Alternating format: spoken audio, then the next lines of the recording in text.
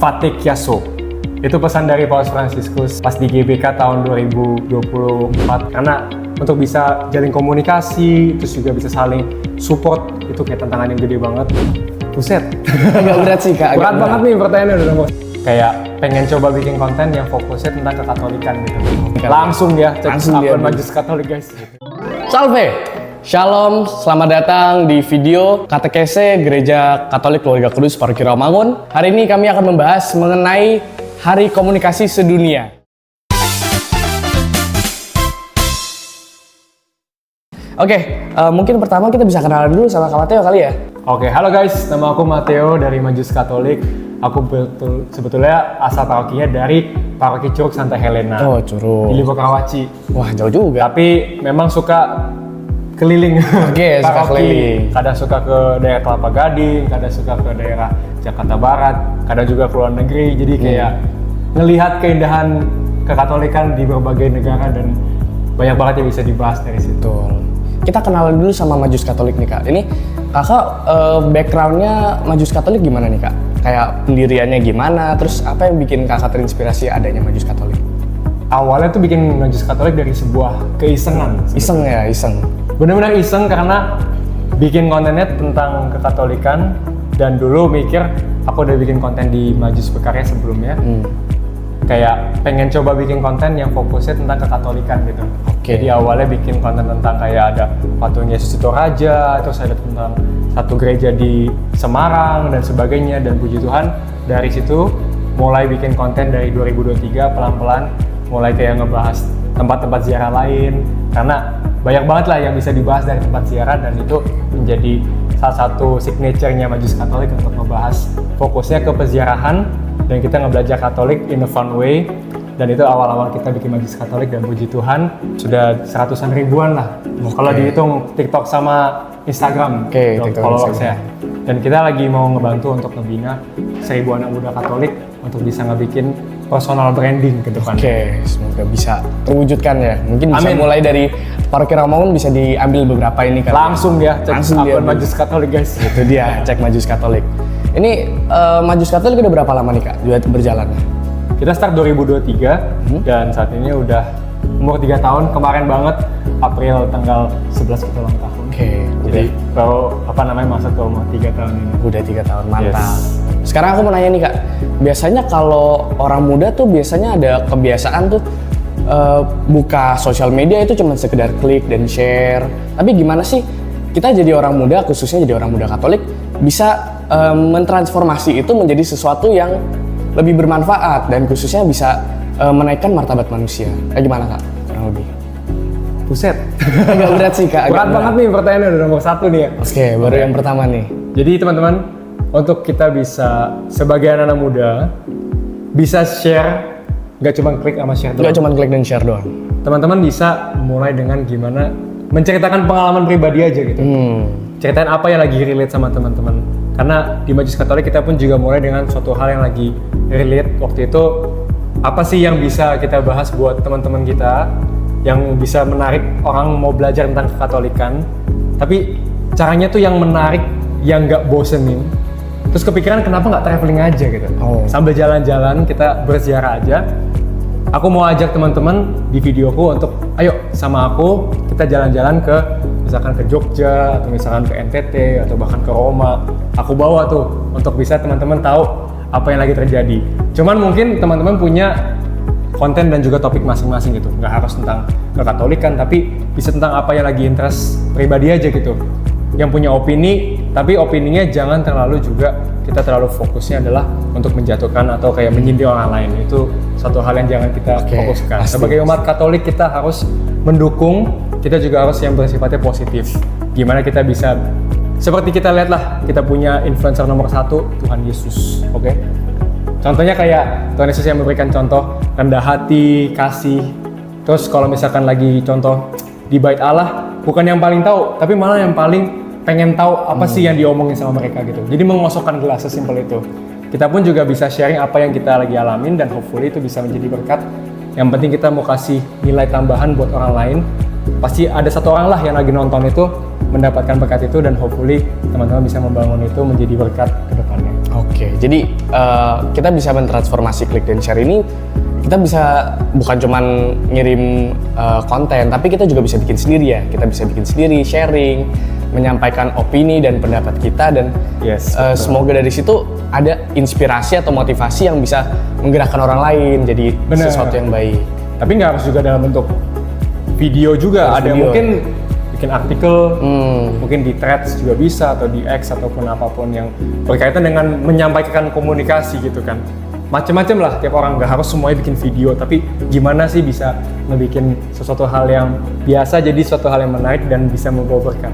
Oke. Berikutnya, kakak, kalau sekarang kita ngelihat banyak tuh AI, banyak deepfake, dan hasilnya banyak hoax, ujaran kebencian seperti kayak tadi kakak bilang. Apalagi kita jadi orang Katolik tuh harusnya tidak menjatuhkan. Gimana sih kita jadi orang muda, khususnya orang muda Katolik ya, bisa membawa kedamaian, bisa membawa kebenaran dan mengubah hal seperti itu?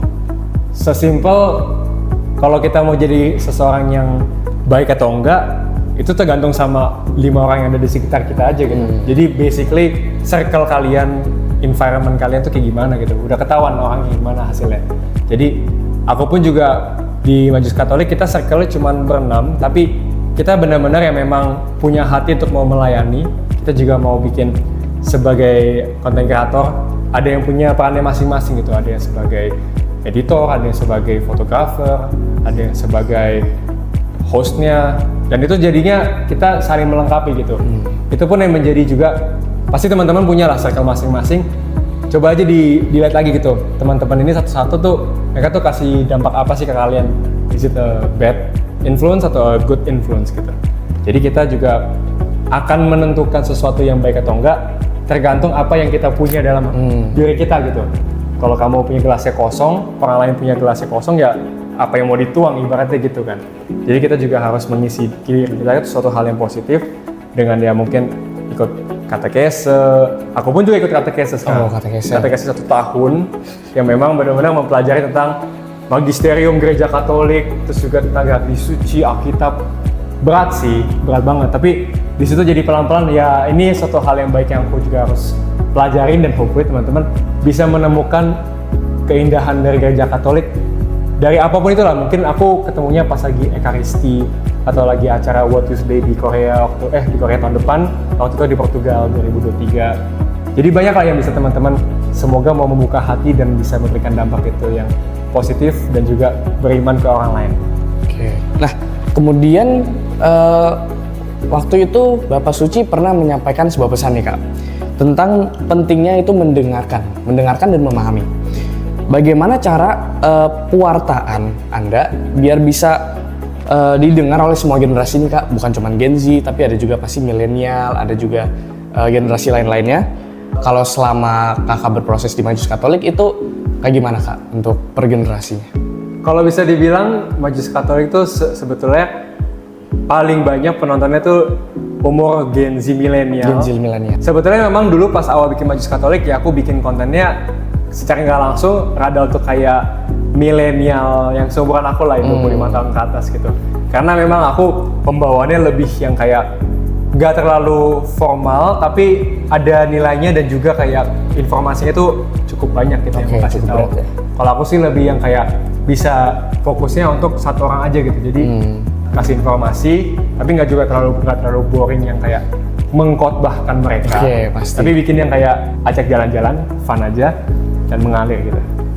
Jadi intinya kurang lebih harus memahami relevansi juga ya, tentang audiens kita tuh sebenarnya siapa sih, dan gimana kita bisa membuat konten kita sedekat mungkin dengan mereka untuk membantu transformasi itu. Kurang lebih kayak itu ya Kak. Kemudian kira-kira kalau menurut kakak tantangan terbesar bagi orang muda dalam menjaga kayak integritas antara kehidupan iman di dunia nyata sama di dunia maya itu kayak gimana Kak? Kalau aku bisa bilang, itu contohnya kayak gak harus dari dunia digital dan dunia nyata gitu. Kalau mau lebih simple, sejujurnya di dunia pelayanan pun juga ada gitu. Kayak kita bandingin dunia pelayanan sama dunia dia pas lagi di keluarga aslinya gimana. Agak mirip menurut aku, karena kita bisa kasih tahu yang bagus-bagus, yang kayak apa yang pengen kita kasih tahu yang terbaik. di sana doang, tapi pas kita jadi diri sendiri itu jadi kayak semua yang baik yang di sini kita lupain gitu. Kita jadi balik ke kebiasaan yang biasa kita lakuin, kebiasaan buruk atau hal-hal yang bikin sebetulnya kita nggak memberikan dampak positif buat orang lain gitu. Karena yang terpenting adalah pelayanan itu semua berawal dari keluarga. Dan itu orang baik yang suka underestimate gitu. Karena dipikir pelayanan memang untuk di gereja, ikut lektor atau ikut misdinar atau pemazmur, apapun itulah. Cuman kadang suka lupa lagi kayak keluarga ini juga dibutuhin loh. Jangan terlalu fokus ke pelayanan ini karena udah ada komitmen sama keluarga. Kalau misalkan masih single, oke, berarti kita bisa fokusinnya untuk gimana bisa kembangin diri sendiri buat orang sekitar gitu. Kalau punya pacar gimana, apakah kita menelantarkan dia terus kita fokus ya buat pelayanan doang, mending jadi romo aja kalau enggak kan. Jadi ya Tuhan udah punya menempatkan kita di pelayanan itu seperti apa, dan media sosial itu juga tempat kita kadang jadi tempat untuk kayak ngasih tahu satu hal yang bukan diri kita sendiri gitu. Ibaratnya kita punya karakter yang kedua di media sosial, tapi aku sih nggak mau itu terjadi supaya orang tuh kalau misalkan ketemu aku juga apa yang dilihat di konten gitu. Jadi being transparent aja, jadi diri sendiri, karena itu yang pengen kita kasih tahu ke orang lain dan nggak usah lah di fake-fakein, ujung-ujungnya juga bakal capek nanti. Mungkin ini terakhir nih Kak, mungkin dari pengalaman Kakak deh, kira-kira selama Kakak di Majus Katolik ini udah 3 tahun ya, apa aja sih kesulitan yang mungkin dalam produksinya atau dalam mencari ide atau hal-hal lain, gimana tuh Kak? Tantangan paling berat menurut aku tuh gimana kita bisa aku sebagai pemimpinnya sih untuk bisa ngasih tahu ide ini sampai sejelas mungkin ke tim aku juga. Jadi dalam pelayanan ataupun aku rasa dalam bisnis pelayanan apapun itu semuanya tuh berhubungan dengan manusia gitu. Gimana kita bisa mau merendah diri, kita mau kasih tahu dengan penuh kasih, dengan penjelasan yang jelas banget ke mereka. Tapi berawal semuanya kan sendiri ya. Bikin konten itu awalnya dari aku sendiri, terus pelan-pelan aku juga ajak temen, dan gimana bisa bagi tugas dan sebagainya. Tapi disitulah yang menjadi kayak momen kita bisa saling support satu sama lain untuk bisa kayak kasih tahu apa kelebihan mereka, apa yang bisa mereka bantu dalam melayani Tuhan dengan kelebihannya masing-masing. Jadi aku rasa kalau memang teman-teman di sini ada yang mau bikin konten juga yang untuk mengundang teman-teman juga, ajak volunteer, aku rasa pentingin banget buat kita punya apa sih tujuan kita buat bikin konten ini, dan kita bisa kasih tahu ke orang lain, bisa kasih berkat kan buat mereka. Dan kalau memang udah bisa, maintain-nya itu juga tantangan lagi gitu. Karena untuk bisa jalin komunikasi, terus juga bisa saling support, itu kayak tantangan yang gede banget. Pastilah, kalau nggak ada level yang lebih susah, kita nggak akan naik level juga gitu. So, dalam pembuatan konten ini, dinikmatin aja prosesnya, karena pasti ada achievement kecil yang dialamin, mungkin kayak tiba-tiba oh dapat 1000 nih, dapat 5000 views nih. Itu kan ada kayak kesenangan juga. Itu jadi kayak mood booster yang bisa nambah-nambah lagi untuk bisa tetap jalan, dan puji Tuhan sampai sekarang juga harus menyatakan Tuhan, dan sama tim kita bisa saling support. Mantap.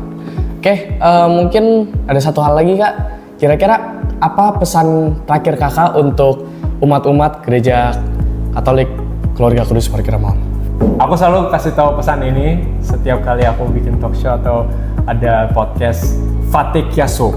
Itu pesan dari Paus Fransiskus pas di GBK tahun 2024 kemarin. Pas beliau datang, beliau kasih tahu ke kita untuk membuat kehebohan dengan versi masing-masing, tapi harus disertakan dengan Roh Kudus. Jadi jangan membuat kehebohan yang kayak bikin keributan, demo atau apa, itu kan juga kehebohan. Beda. Tapi nggak disertai dengan Roh Kudus. Disertai dengan Roh Kudus. Jadi kita buat kehebohan itu buat memberikan dampak yang positif buat orang lain, terutama umat-umat Katolik. Berikanlah energi positif itu, dan juga kelihatanlah buah-buah dari Tuhan, itu kita bisa kasih ke orang di sekitar kita. Seperti itu teman-teman, kita telah mendengar dari Kak Mateo dari Majus Katolik. Kita memahami kita harus tetap semangat, kita harus tetap memotivasi, selalu memberi inspirasi, dan yang penting kita bisa memberi kehebohan itu, dan syukur-syukur kita bisa membawa perubahan atau inspirasi bagi orang yang membutuhkan.